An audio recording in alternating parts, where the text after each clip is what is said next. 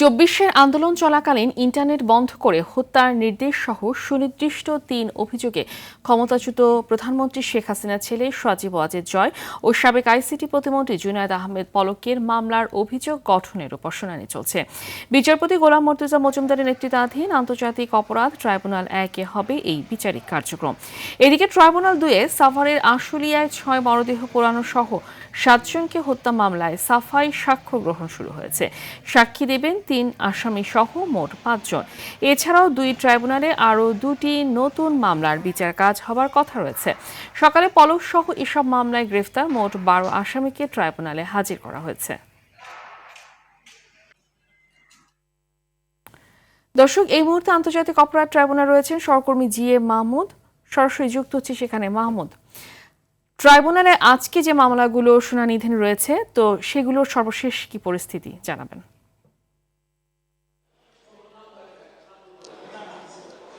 ফাহমিদা, আজ ট্রাইব্যুনালে মোট 4টি মামলার বিচারিক কার্যক্রম রয়েছে। ট্রাইব্যুনাল 1-এ 2টি এবং ট্রাইব্যুনাল 2-এও 2টি মামলা। তো ট্রাইব্যুনাল 2-এর একটি মামলা ইতিমধ্যে শুরু হয়ে গিয়েছে। এই মামলার সাফাই সাক্ষ্য গ্রহণ চলছে, অর্থাৎ এর আগে সাক্ষ্য গ্রহণ পর্ব শেষ হয়ে গেছে। এখন আসামি পক্ষ তাদের পক্ষের সাক্ষী এবং আসামিরা নিজেরা কথা বলবেন। মোট 5 জন এই মামলায় সাক্ষ্য দিবেন, আমরা এমন তথ্য পেয়েছি।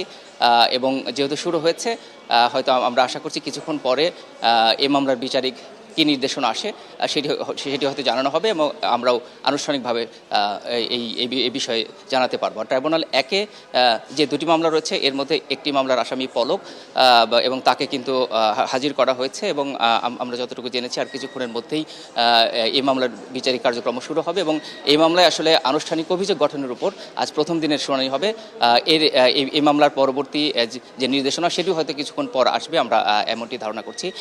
সকালে কিন্তু এই 4 মামলার মোট 12 জন আসামিকে ট্রাইব্যুনালে হাজির করা হয় এবং আপনি জানেন যে খুব কড়া নিরাপত্তার মধ্য দিয়েই আসামিদের উপস্থিত করা হয়। আজও তার ব্যতিক্রম ঘটেনি। এরপর আরও একটি মামলার বিচারিক কার্যক্রম রয়েছে। আমরা আশা করছি পরবর্তী সংবাদে হয়তো এ বিষয়ে বিস্তারিত তথ্য আপনাকে জানতে পারবো। তো আপাতত আন্তর্জাতিক অপরাধ ট্রাইব্যুনাল থেকে এই ছিল আমার কাছে সর্বশেষ তথ্য। ফাহমিদা, ধন্যবাদ আপনাকে।